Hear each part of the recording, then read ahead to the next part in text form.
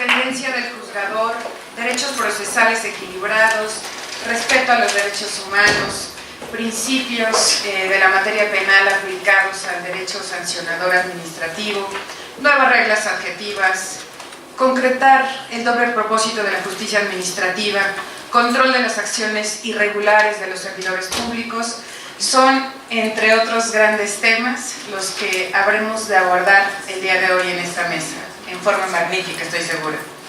Excelente día a todos y a todas, compañeras y compañeros juzgadores, que nos acompañan de órganos jurisdiccionales federales y estatales, de la sociedad civil organizada y servidores públicos federales. La Asociación Mexicana de Juzgadoras les da la más cordial bienvenida y, como se nos hizo en forma oportuna del conocimiento, el objetivo general y primordial de esta mesa es compartir reflexiones sobre la implementación del Sistema Nacional Anticorrupción en los órganos jurisdiccionales a través de un diálogo abierto y constructivo en quienes habrán y habremos de consolidarlo.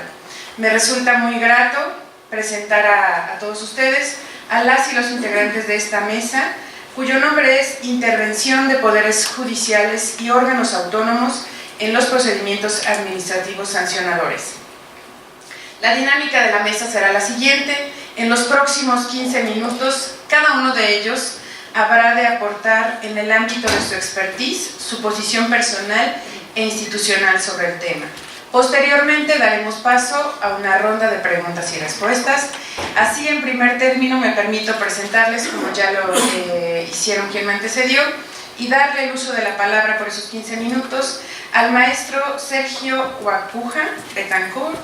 Él es abogado consultor y socio director de los despachos Guacuja Betancourt y Haumayer Abogados, Sociedad Civil y Consultores Empresarios. Es licenciado en Derecho, egresado con mención honorífica de la Escuela Libre de Derecho, tiene especialidad en Derecho Administrativo y Constitucional y estudios de maestría en Derecho con mención honorífica por la Universidad Nacional Autónoma de México, diplomado en Filosofía por la Universidad Panamericana. Es profesor de posgrado de la Escuela Libre de Derecho en las especialidades de Derecho Penal y Derecho Público, de la maestría en Derecho Administrativo de la Universidad Panamericana y del Instituto Nacional de Administración Pública, del cual es coordinador de la Comisión de Ética. Pertenece a diversas organizaciones profesionales y académicas, dentro de las cuales desempeña distintas comisiones y actividades y es abogado consultor y socio director de los despachos Guacuja Betancourt y Haumayer Abogados. Y tiene el uso de la palabra, maestro, por 15 minutos. Gracias, muy amable. Pues muy buenas tardes tengan todos ustedes. Decía un viejo maestro mío, ponte de pie para que te vean, habla fuerte para que te escuchen y sobre todo sé breve para que te lo agradezcan. Y aquí, para los efectos de no fallarles en el tiempo, les voy a comentar.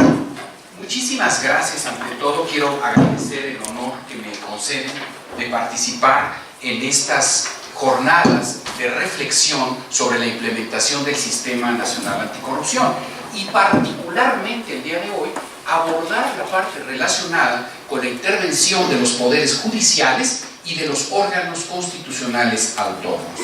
Para hacer esta reflexión, yo quisiera partir de la base de la reforma constitucional del 27 de mayo del 2015, que, como ustedes saben, trajo como consecuencia la implementación del Sistema Nacional Anticorrupción.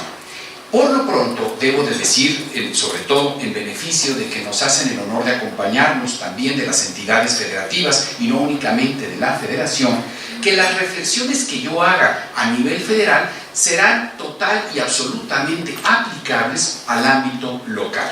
Es decir, recordemos que desde el punto de vista de nuestra ley fundamental, el Sistema Nacional Anticorrupción no es otra cosa más que la instancia de coordinación en los tres ámbitos de gobierno, federación, estados y municipios, para la prevención, detección y sanción de actos de corrupción, así como para la fiscalización y control de recursos públicos.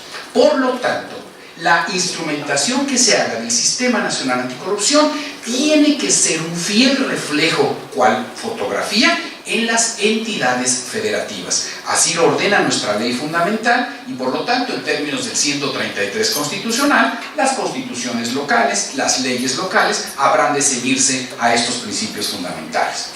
Partamos de la base, por lo tanto, número uno, de distinguir la participación de los poderes judiciales, léase federal y locales, y cuando hablo locales incluyo a la Ciudad de México naturalmente.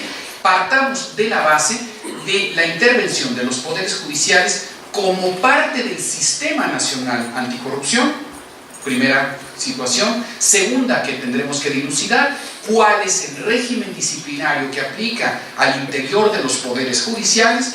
Y en tercer lugar, ver la participación que tienen los entes de fiscalización superior, tanto de la Federación como de las entidades federativas. En principio, tengo que señalarles, señores, que claramente establecen nuestros artículos 109, 113, 116 y 122, que fueron materia de reforma del 27 de mayo del 2015, que los miembros de los poderes judiciales, léase federales o bien estatales, tienen su propio régimen disciplinario de conformidad con lo que establece el artículo 94 con relación al 109 de la Constitución Federal y lo que al efecto establezcan las constituciones locales. En este orden de ideas tenemos que señalar que en términos del artículo 94 constitucional corresponde el régimen tanto de administración como disciplinario del Poder Judicial de la Federación al Consejo de la Judicatura Federal. Por lo tanto, es esta máxima instancia del Poder Judicial quien, en términos de lo que establece la Ley Orgánica del Poder Judicial de la Federación, así como los acuerdos administrativos emanados del propio Consejo, quienes determinarán el régimen disciplinario de los servidores públicos que corresponden a esta instancia jurisdiccional. Por lo tanto, queda claramente excluido el Poder Judicial de la Federación. Repito, la reflexión es exactamente refleja a nivel local, queda expresamente excluido de la aplicación de la nueva Ley General de Responsabilidades Administrativas.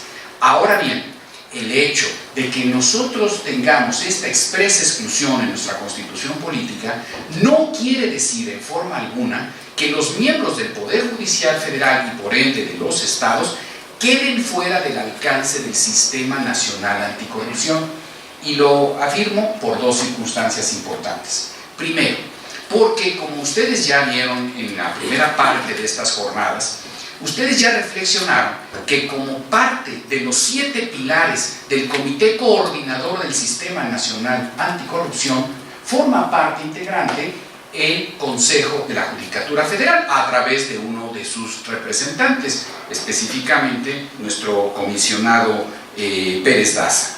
De ese modo, entonces, al formar parte del Consejo de la Judicatura Federal del Comité de del Comité Coordinador del Sistema Nacional Anticorrupción, se le está obligando a alinearse a las mismas políticas y lineamientos que emanen de todo este cuerpo colegiado. Y entonces le corresponderá al Consejo de la Judicatura Federal permearlo hacia todos los miembros del Poder Judicial de la Federación. Lo propio ocurre en los sistemas locales anticorrupción, porque como parte integrante de los comités o consejos, como le llamen, los consejos coordinadores de los sistemas locales, formará parte también un representante del Consejo de la Judicatura local. Entonces hay que entender que por un lado forma parte integrante del sistema por el hecho de tener una participación en el comité coordinador, pero por la otra parte también es muy importante porque finalmente es el Consejo de la Judicatura Federal quien representará al Poder Judicial de la Federación y por lo tanto hay que entender que es el último intérprete de la norma jurídica. ¿Por qué? Porque es quien resolverá cualquier controversia que se suscite en torno a la interpretación y aplicación de todas las leyes del Sistema Nacional Anticorrupción. Esto por lo que hace a su participación como parte integrante del sistema. Ahora bien, debemos de distinguir también la participación del Poder Judicial de la Federación, por ende de los estados también, como entes también que resuelven controversias que se suscitan con motivo, repito, de la interpretación y ejecución de las normas de la materia. De tal manera que si dentro de las instancias administrativas encontramos la creación ahora y reconstitución de los nuevos tribunales administrativos que les llamamos tribunales de justicia administrativa, tanto federal como locales, ahora entenderemos que en tratándose de las infracciones graves a que se refiere la Ley General de Responsabilidades Administrativas, en que pudieran incurrir los servidores públicos o bien los particulares, corresponde distinguir tres grandes etapas: la etapa de investigación, la etapa de instrucción o sustanciación y la parte de resolución. En este último caso, en tratándose de faltas graves, corresponderá la resolución al Tribunal Federal de Justicia Administrativa, por extensión a los tribunales de justicia administrativa de las entidades federativas.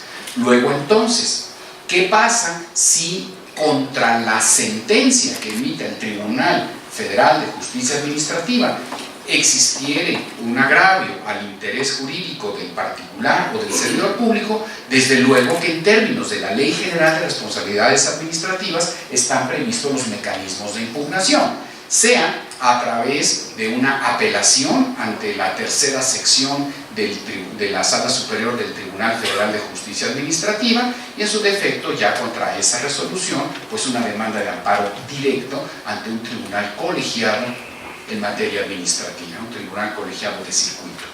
Ahora, pero si se trata de una infracción no grave en que pudieran incurrir los servidores públicos, porque aquí exprofeso no participan los particulares, al particular no se le puede sancionar por una falta no grave, simplemente no está previsto así en la ley. Entonces, la etapa de investigación, de instrucción y de resolución quedará en manos de los propios órganos internos de control. Lo único que nos pide la ley es que la autoridad que investiga sea diferente de la que sustancie el procedimiento. En tratándose pues de infracciones no graves, la sustanciación y resolución corresponderá al propio órgano interno de control. Luego entonces, la impugnación que al efecto quisiere hacer un servidor público en contra de una resolución de su órgano interno de control podría ser mediante la interposición de un recurso administrativo en sede administrativa ante el superior jerárquico de quien emite el acto, y en todo caso contra esa resolución promover un juicio de naturaleza contencioso-administrativa, juicio de nulidad ante el Tribunal Federal de Justicia Administrativa, o bien directamente, sin agotar el recurso, dado que esto es opcional, acudir directamente en demanda de nulidad ante el Tribunal Federal de Justicia Administrativa. Y ya contra la sentencia del tribunal, que en este caso será un tribunal de anulación, conste un tribunal declarativo de derechos, no constitutivo de derechos. En todo caso, ya se interpondrá una demanda de amparo directo ante un tribunal colegiado o, en su caso, un recurso de revisión fiscal igualmente ante un tribunal colegiado. Vean entonces cómo también nuestros tribunales administrativos tienen ese doble carácter, como tribunal meramente declarativo o como tribunal constitutivo de derechos. Ahora, ¿qué pasa con los órganos constitucionales autónomos? Señores, algo muy importante.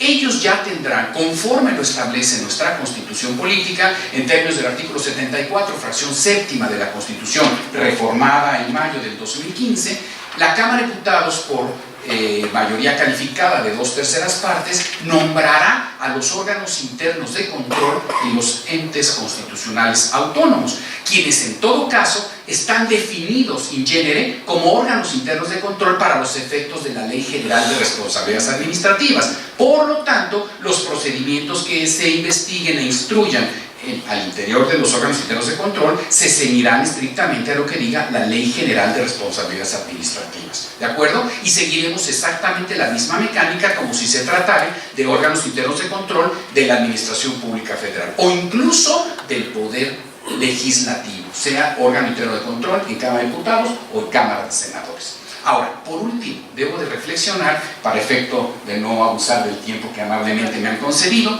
debo de señalar cuál es la participación también de la Auditoría Superior de la Federación, por ende, de los órganos de fiscalización superior en las entidades federativas. Hay que tener en consideración que, de conformidad con lo que establecen tanto los artículos 109 en la fracción cuarta, más lo que dice el artículo 113. Con relación a 116 y 122, menciono 116 porque se trata de las entidades federativas, 122 por la Ciudad de México. Señores, que independientemente de que el Poder Judicial de la Federación tiene su propio régimen disciplinario, ello no es óbice, no es obstáculo para que la Auditoría Superior de la Federación, cuya función es transversal a los tres poderes de la Unión, a los entes constitucionales autónomos y en el caso de la Federación a las empresas productivas del Estado, señores, tenga facultades para que el ejercicio de la revisión del ejercicio de la cuenta pública pudiera llegar a determinar la irrogación de un daño y o perjuicio a la hacienda pública. Por lo tanto, los miembros del Poder Judicial de la Federación podrían estar sujetos a una acción fiscalizadora y como consecuencia de ello a un procedimiento resarcitorio seguido ante la Auditoría Superior de la Federación. Sin embargo, también respetando esa dicotomía que se ha elaborado a la luz de la reforma constitucional de mayo del 2015, conste, también la Auditoría Superior de la Federación dejará de ser juez y parte, en el sentido de que investigará y en su defecto instruirá procedimientos resarcitorios, pero la sanción corresponderá en todo caso señalarla al Tribunal Federal de Justicia Administrativa. Repito, lo mismo ocurrirá dentro de las entidades federativas. Entonces, dense cuenta que aún siendo miembro del Poder Judicial de la Federación o en su defecto de los poderes judiciales de las entidades federativas, estarán sujetos a una autoridad administrativa, pero solo en tratándose de procedimientos de carácter resarcitorio, no de carácter disciplinario, que en todo caso, ¿quiénes son autoridades para efectos disciplinarios en términos del 94 constitucional? Pues desde luego el Consejo de la Judicatura, en su defecto nuestra Suprema Corte de Justicia de la Nación. ¿Está claro? Entonces, por eso es bien importante no confundir, pues, el hecho de que tengan el régimen disciplinario independiente, de que no estén sujetos al Sistema Nacional Anticorrupción, 1. 2.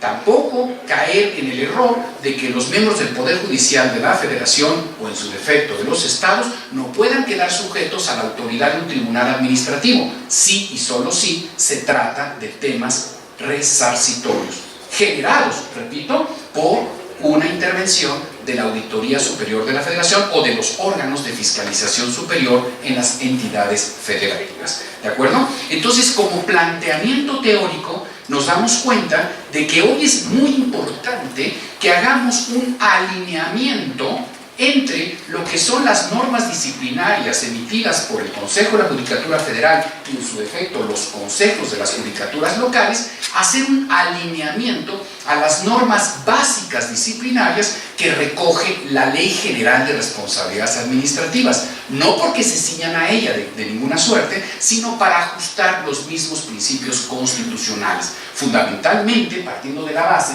que nuestro máximo tribunal en jurisprudencia ha establecido que al régimen disciplinario de la función pública, el régimen sancionador de derecho administrativo, le vamos a aplicar las máximas del derecho punitivo, del derecho penal, fundamentalmente con la premisa de la duda siempre será en beneficio del indiciado, indubio pro reo, pues desde luego el principio de la prueba, más allá de la duda razonable, y desde luego también, por supuesto, el principio de la interpretación estricta, en donde no cabe ni la analogía ni la comparación.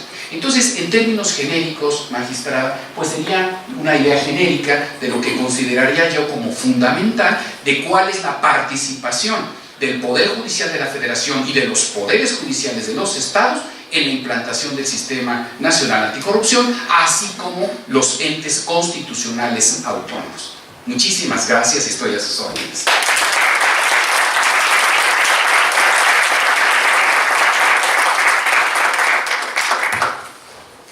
Gracias, maestro. Nos ha quedado claro a todos que si bien el Poder Judicial de la Federación queda excluido de la aplicación de la ley, no queda fuera del alcance del propio Sistema Nacional Anticorrupción y que al ser parte del mismo tendrá que alinear sus políticas en un acto de congruencia, permear sus principios y hacer esa clara distinción de régimen disciplinario independiente, sin que se obvie que pueden ser sujetos a una autoridad administrativa en procedimientos resarcitorios. Gracias por sujetarse al tiempo, maestro. Y enseguida le quiero dar el uso de la palabra a la maestra Alberta Virginia Valdés Chávez, la magistrada Vicky, que es de nuestro tribunal. Ella es licenciada en Derecho, es especialista en Administración de Justicia y maestra en Derecho por la Universidad Autónoma del Estado de México.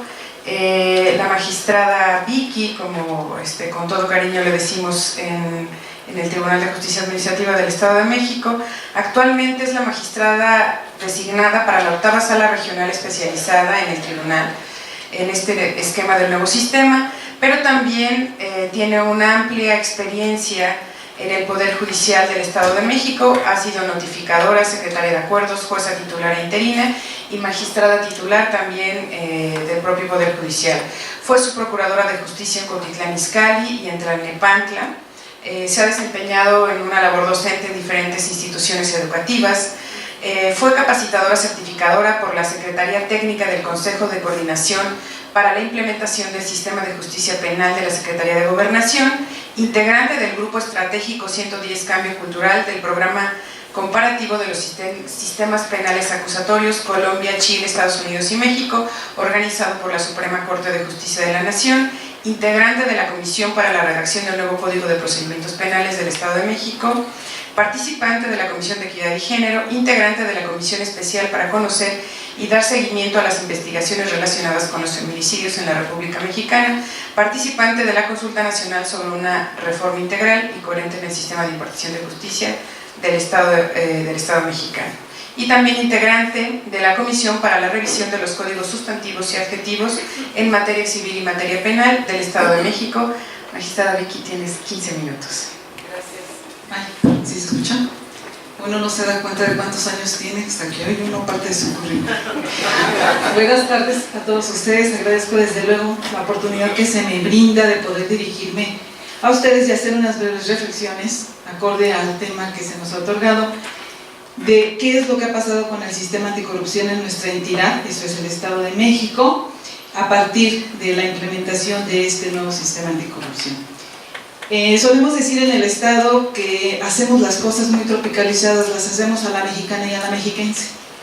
Y entonces eso nos va a permitir ver algunas diferencias o algunas cosas que nos están conflictuando un poco y también algunos avances que hemos tenido y virtudes que tiene nuestro sistema.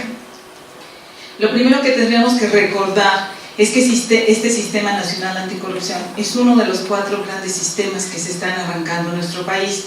El Sistema Nacional de Fiscalización, desde luego, es el Sistema Nacional de Transparencia, Acceso a la Información Pública y Protección de Datos Personales, y en uno donde estamos muy atrasados, que es el Sistema Nacional de Archivos. Estos son los 4 grandes sistemas de los que se están impulsando en nuestro país y que todos están interrelacionados y que todos van a ser útil uno para otro para lograr los objetivos de cada uno de ellos. No me voy a referir a los antecedentes de la reforma constitucional, ya se habló, pero lo importante sería decir aquí que ahí se nos establecieron plazos, términos y condiciones de cómo debían implementarse o aterrizarse la reforma a nivel estatal, y que en este sentido tendría que generarse, entre otras, unas leyes generales, la Ley General de Responsabilidades Administrativas, que tendría que ser una ley, me parece que de aplicación directa en caso de alguna omisión de alguna entidad, y que nos iba a marcar los lineamientos específicos para aterrizar todas esas instituciones, estructuras, funcionarios que se requerían para operar el sistema. Pero yo les comentaba que en nuestra entidad hicimos algunas cosas curiosas.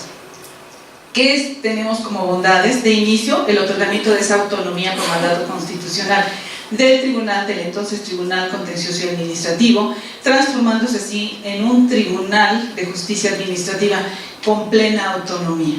Y una de las cosas más importantes sucede cuando se nos otorga una autonomía presupuestaria, se está trabajando todavía en ello, y que nos da la posibilidad de hacer un poco el manejo libre de todos nuestros recursos y que nos posibilita, entre otras cosas, la capacitación que requerimos para poder operar adecuadamente este sistema.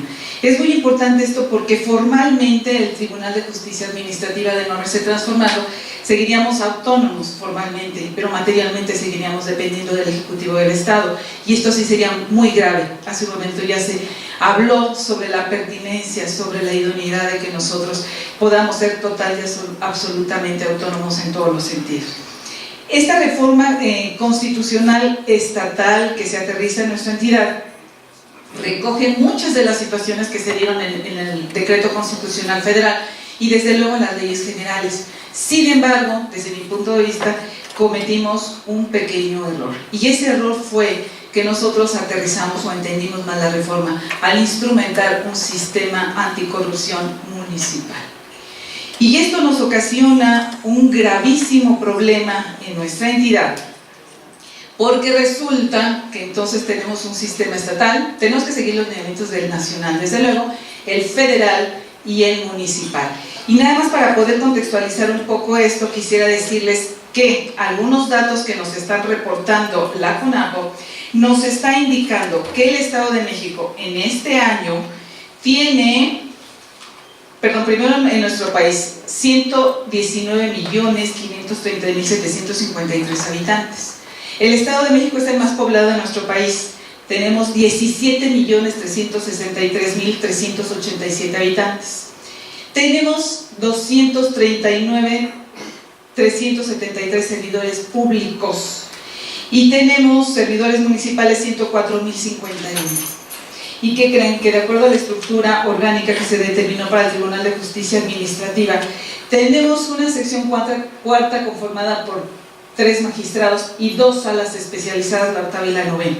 Esto es, somos 5 magistrados, 2 por así denominados de las salas que vamos a manejar la primera instancia y 3 magistrados de la sección superior.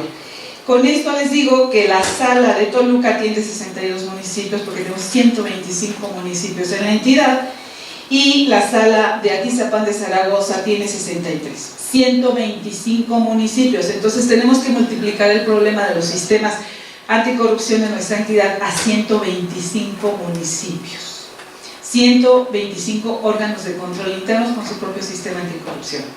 Entonces, aquí nos genera un primer problema de organización por el número de pobladores que tenemos y por el número de magistrados que hemos sido designados para atender esta función. En la Ciudad de México no llegan a 9 millones de habitantes y van a ser designados, si no tengo mal el dato, 16 magistrados. Entonces, eso nos puede dar una idea del reto que se nos presenta en el Estado de México, el poder atender oportunamente este sistema anticorrupción. Otra de las cosas importantes, y eso me parece que es muy positivo en nuestra entidad, es que los que fuimos designados, los 5 magistrados, somos especializados. Y el que menos tiene, que se los quiero presumir, tenemos 22 años de función jurisdiccional, el que menos tiene de nuestros 5 compañeros que conformamos. Esto es muy bueno porque hemos trabajado en la labor jurisdiccional y entendemos, en principio, lo que es arrancar un sistema, segundo, cómo implementarlo y seguido, trabajar para fortalecerlo y trabajar mucho a través de la capacitación. Esa parte de la especialidad es muy importante porque ya nos ha mencionado nuestra Suprema Corte, tiene que ver mucho con la organización del trabajo, con la asignación de la competencia exclusiva que se nos otorga para sancionar los hechos de corrupción o las conductas graves que cometan los servidores públicos y el perfil del funcionario. Creo que en el Estado de México nuestro legislador sí tuvo el cuidado de que fuéramos seleccionados los mejores. No quiero que me aplaudan, pero así fue. ¿Sí? Entonces, ¿por qué? Porque se nos está otorgando una competencia constitucional especializada. Entonces, es muy importante el perfil, y hace rato también se habló del perfil, y creo que para nosotros cumplimos con esa parte de la encomienda. Creo que nos falles en los recursos porque tenemos 60 compañeros que integramos en total todo el sistema anticorrupción en nuestra entidad. ¿Por qué digo que fue desafortunado? Ustedes han checado por ahí una información, sobre todo la página del INCO, este semáforo anticorrupción, y nos está calificando en el Estado de México con una reforma constitucional regular, porque tenemos algunas deficiencias, y yo creo que una de las partes obedece a este punto, de que indebidamente nosotros creamos sistemas anticorrupción municipales. Solo en nuestro país, hasta este momento, hay 2 estados que más o menos siguieron este ejemplo, que fue Jalisco y Sinaloa. Me parece que Jalisco puede quedar fuera porque lo hace de manera potestativa. En el caso de Sinaloa está muy establecido que también tiene sistemas anticorrupción, Y Jalisco, curiosamente, tiene más de 8 millones de habitantes y tiene 125 municipios. También me parece que si lo adoptan va a ser muy complicado. Y en el caso de Sinaloa son más de 3 millones de habitantes y tiene 18 municipios. Pareciera ser que ahí entonces el problema se va a minimizar. En esta página del INCO se señala también que fue muy desafortunada que se hubiese establecido este punto en la reforma de Guanajuato. Si ustedes revisan la ley de Guanajuato, me parece que hay una mala interpretación, me parece que no están creando un sistema anticorrupción estatal ahí. Será cuestión de que lo analizáramos con toda la calma del mundo. Pero ahora, vayámonos punto por punto con qué pasó con el impacto en nuestra entidad. Ya se dijo, nosotros ya tenemos un comité coordinador, la semana pasada sesionó por primera ocasión. Tenemos un comité de participación ciudadana, el cual para su elección, su conformación, se siguieron todos los pasos y todos fueron electos, desde luego, y seleccionados por otros ciudadanos, pero nos está faltando el comité rector del Sistema Estatal de Fiscalización. Esa parte del sistema no la tenemos todavía. Creamos esa parte de los sistemas municipales anticorrupción. Sé que en algunos municipios que están trabajando, en otros no tienen ni la menor idea de qué es lo que van a hacer, porque además la falta de su estructura presupuestal, de recursos humanos, complica absolutamente todo. Habrá municipios en los que será más fácil por el tamaño del municipio y por la cantidad de ingresos que obtienen, otros será muy difícil. ¿Qué más estamos trabajando? En todo el proceso de adecuación de todo lo necesario, en toda la coordinación, en este caso nuestra presidenta del tribunal como parte de ese sistema coordinador está haciendo todas las gestiones y estamos sentándonos a platicar con todos los actores del sistema para poder entender qué nos toca a cada uno y de qué manera nos vamos a vincular, claro, desde luego siguiendo los lineamientos de la ley. Estamos en esa parte también respecto a la prevención y control de absolutamente todos los procesos.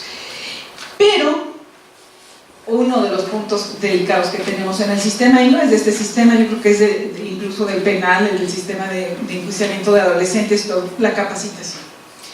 La ley habla de un sistema especializado y la especialización la tenemos que obtener. Entonces el trabajo es una necesidad inminente de capacitación, de especialización y de certificación.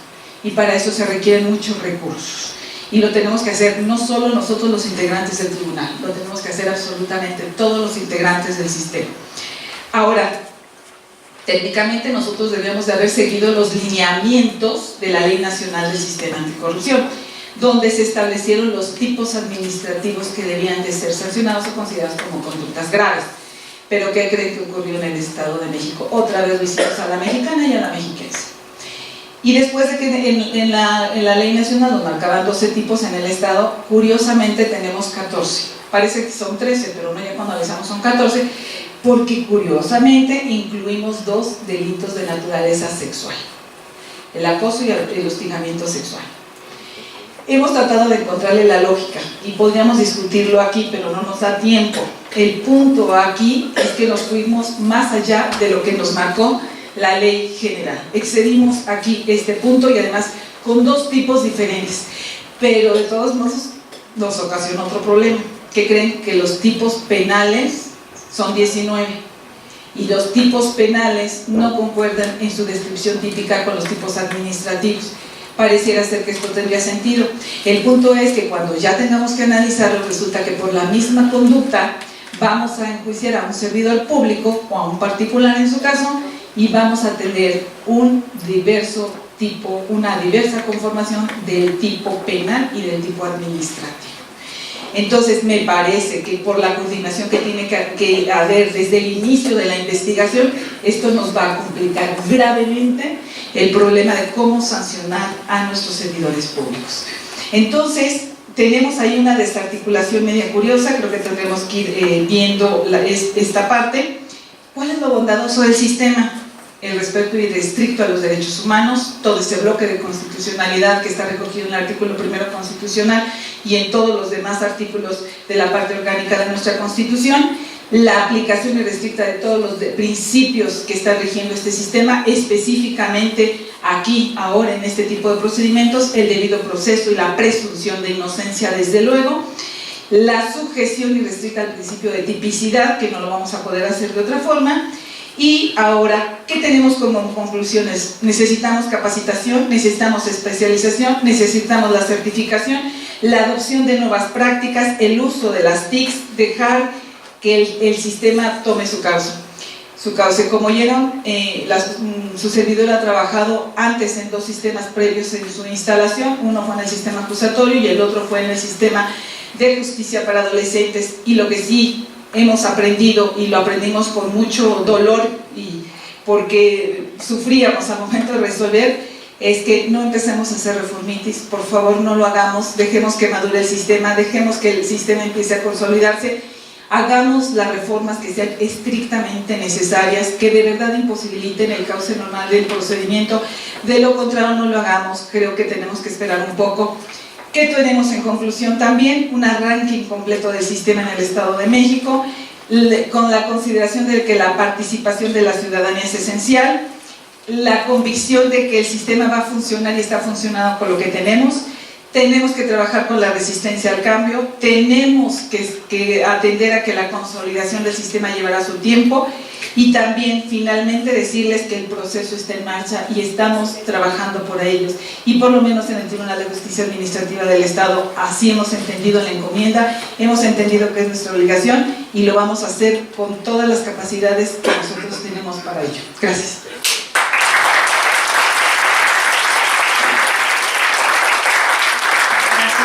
Gracias, magistrada Vicky. Bueno, pues en ese reflejo de instrumentación del Sistema Nacional Anticorrupción, como nos decía el maestro, ya la magistrada Vicky nos explica que hubo inclusiones en la entidad federativa que parecen que están fuera de la regulación constitucional en sus parámetros. Se regularon sistemas municipales que, debido a la falta de estructura presupuestal, generan una dificultad en su funcionalidad.